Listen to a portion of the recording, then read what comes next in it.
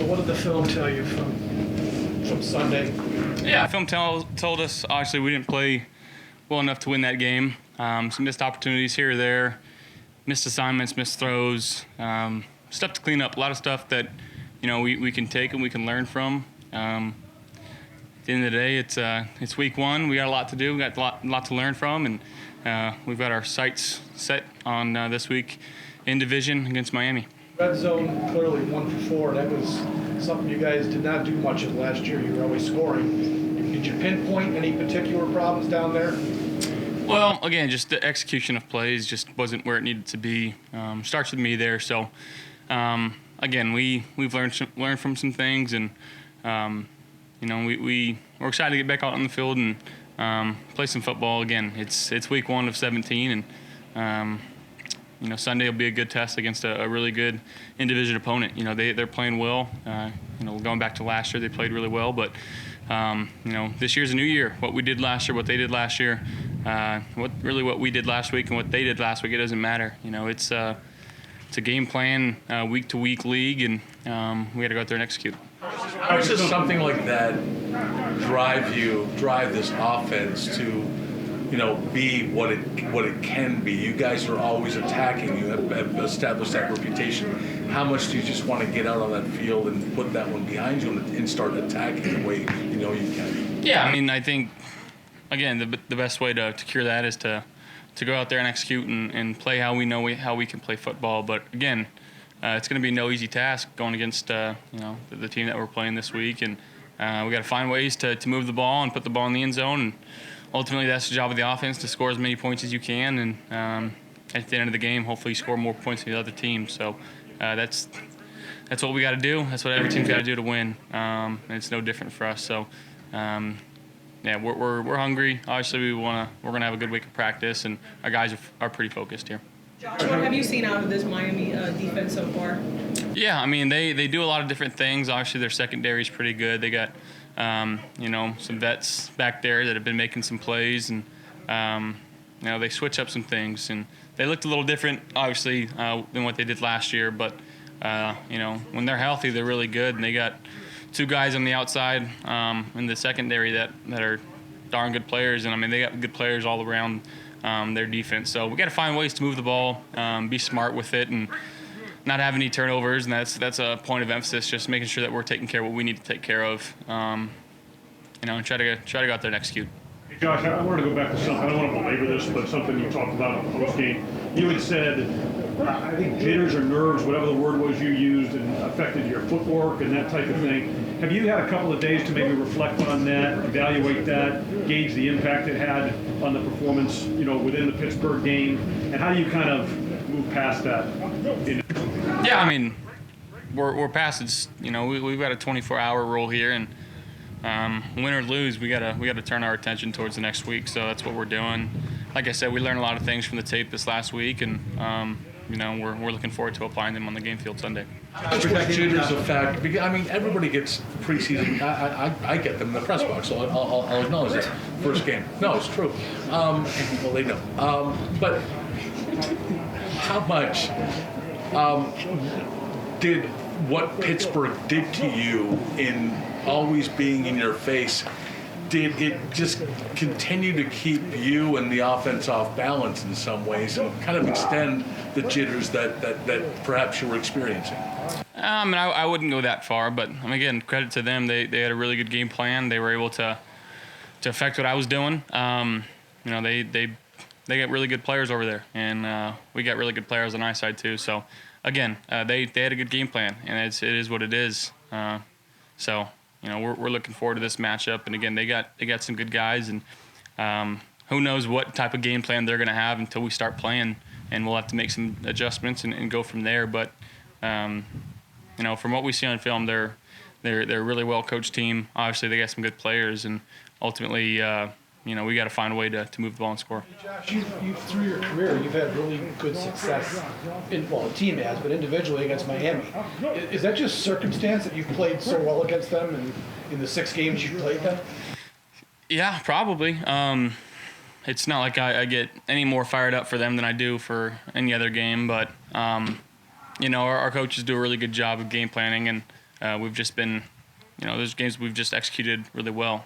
So we got to have that same mindset of just going out there and whatever coach calls, we got to, put forward our best effort. And if he calls a run, we got to block a run and make the right mic point and do things on my end that can help that run. And if he calls a pass, try to complete the pass, but stay ahead of the sticks and play football how we know how to play football.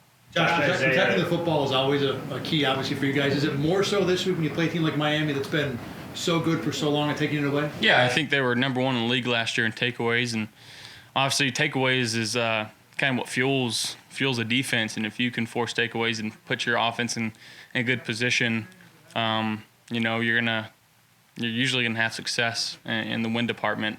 And that's one of the key stats that obviously I think the whole league kind of takes account of is turnover differential and making sure that we're on top of that. And we weren't this last week, and you saw it. It usually comes down to one or two plays here or there that can affect the game. So making sure that we're being smart with the football, covering it up two hands, and making good decisions with the ball in the air.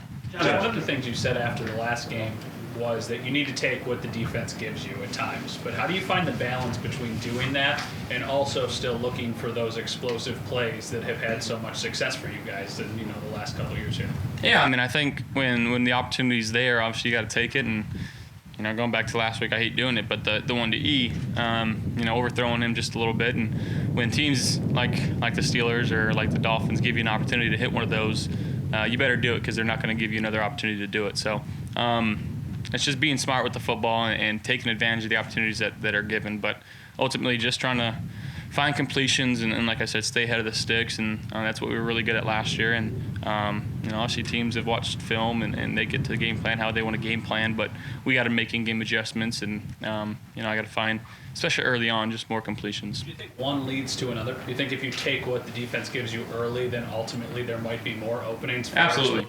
Yeah, absolutely. And I think, again, it forces their hand. Like, are we going to keep letting him just take completions? Or are we going to start pressing up and, force him to throw the ball deep? So it's two philosophies of defense and it's two philosophies of offense that kind of coincide with each other. Josh, I know the drive didn't go the way you wanted, but to see Isaiah give you that start at the beginning of the game, knowing that he's going to have more opportunities like that, how big can that be for you and for him? Huge. I think average field position is also another key stat that a lot of teams look at, and obviously the better field position you have, the higher chance you have scoring points. And I know we went 3 and out in that first possession, but to get 3 points right off the bat in the first minute and a half, 2 minutes, whatever it was, that's big. Points are always big, and it's not easy to score in this league. It's not easy to win in this league. So you take points however you can get them. He's got a great personality. He's a lot of fun. I'm sure that you would agree with that, Isaiah, as well.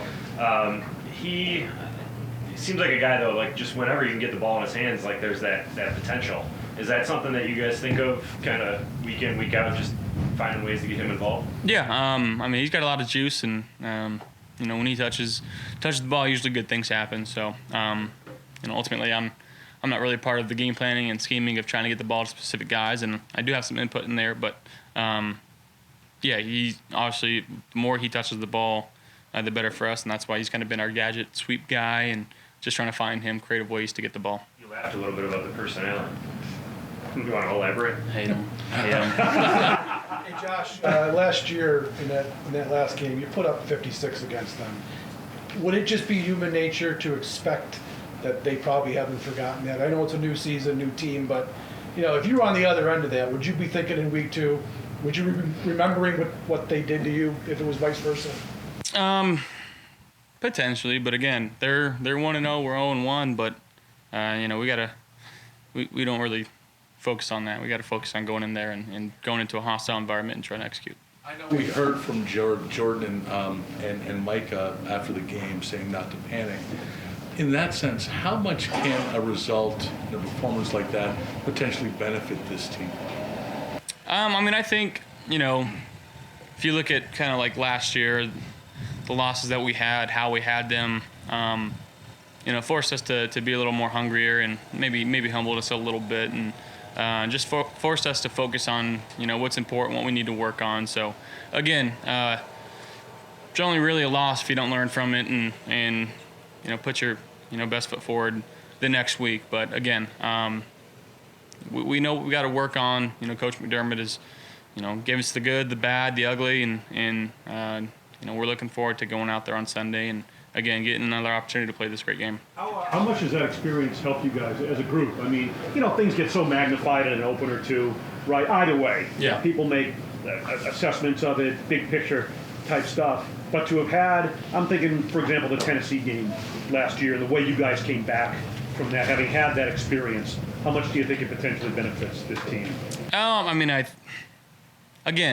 think you learn more in losses than you do in wins, and to have it early on, especially, just kind of reset our focus and like I said, force us to kind of focus on some things that we need to work on. That, you know, if we would have won that game somehow, maybe wouldn't be working on things we're working on right now. So there's always a benefit to it, you know, especially early on, but definitely don't want to make it a habit. Josh, what are some things that you individually can do to help the offensive line and some of their pass sets going up to the line of scrimmage? Yeah, like I said earlier, taking completions early and you know, trying to sustain drives and maybe working bottom up instead of top down on some of our concepts, and you know, forcing their defense to stay on the field a little longer. And you know, the longer they stay on there, the more tired they get. And, you know, the less the pass rush becomes a problem, and you know, the more opportunities present themselves downfield. Is there anything specifically you're working on that you think you said there's some things that you may not have been otherwise? Is there something specifically that this offense is working on off of the loss? I can't tell you all that. I have to ask. No, but we're just trying to execute and you know, put our attention to where it needs to be. Does the fact front seven players can wear single digits bother you at all? Yes. Yeah. Been a fair amount of criticism thrown at the offensive line. How have you seen guys like Dion, John respond to that the last couple of days? Yeah, I mean, they're guys that absolutely care about this team. They care about their job. They're going to do everything in their power to be the best versions of themselves. And by no means has anybody lost any confidence in them. And you know, we're looking forward to you know, having really good years from both those guys, and really from all five guys up front, whoever may be playing. So there's no loss in confidence at all. You know, we got to go out there, and there's things I can do better. There's things they know they can do better. There's like everybody, you know, even from Coach Dable to Coach McDermott to you know, everybody in this organization, and we're extremely accountable, but we care about each other, and you know, we don't want to let each other down.